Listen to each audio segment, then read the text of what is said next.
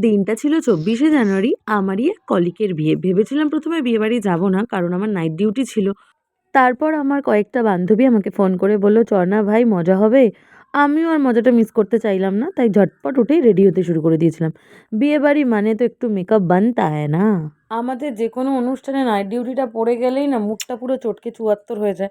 কারণ আমরা যেতে পারি না। আর গেলেও হন্ততন্ত হয়ে ডিউটি জয়েন করে আবার কাজে ফিরতে হয়। এটা ভীষণ চাপদায়ক একটা জিনিস। ভেবেছিলাম শাড়িটাই পরবো। কিন্তু যেহেতু নাইট ডিউটি যাব, ওই জন্য আর শাড়ি-টাড়ি পরিনি। হাতের সামনে চুড়িদারটা ছিল, ওটাই পরে নিয়েছি। সবাই প্লিজ কমেন্ট করে জানিও আমাকে কেমন লাগছে। তো বেরিয়ে র্যাপিডো খুঁজতে খুঁজতে হয়রানি হয়ে আমার ওন র্যাপিডোওয়ালাকেই ফোন করলাম, আর ও আমাকে দমদম স্টেশন অবধি ছেড়ে দিয়েছে। তারপর দেখা হয়ে গেল যাদের রিকোয়েস্টে আমার এই বিয়েবাড়িতে যাওয়া। আজকের বিয়েবাড়ি যেহেতু সোদপুরে, তাই আমরা দমদম থেকে ট্রেন ধরে নিয়েছিলাম, আর বেলঘরিয়া থেকে দিদি আর সোনা উঠেছিল। বেচারি সোনাকে সামলাবে না গিফট সামলাবে, ও বুঝতে পারছিল না। আর আমি আছি ওর হেল্পার। ওর থেকে পরবর্তীকালে আমি গিফটটা নিয়ে নিয়েছিলাম যে, "তুই তোর গ্যারাকে নিয়ে আয়।" চলে এসেছি আমরা বিয়েবাড়িতে। বিয়েবাড়িতে ঢুকে দেখি কনে তখনও অবধি আসেনি।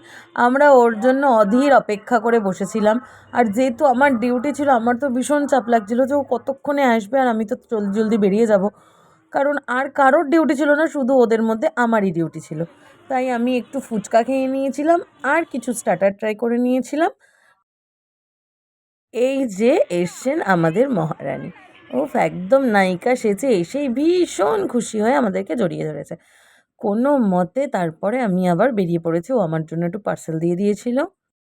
জীবনে এটা নিয়ে সেকেন্ড টাইম যে ডিউটি যাচ্ছি ৯টার পরে। আমি আমার বিয়ের আগে আগে এরকম একটা লেট হয়েছিল, আর এই ফার্স্ট টাইম। কোনো মতে ছুটে ছুটে ডিউটি ঢুকেছি। ৮টায় ডিউটি, ৯টা ৮-এ ডিউটি ঢুকেছি। আর থ্যাঙ্কস টু অল সিস্টার যে আমার সমস্ত কাজ বেশিরভাগটাই ওরা করে রেখেছিল। তো চলো ভিডিওটা আজকে এখানেই শেষ করছি। টাটা।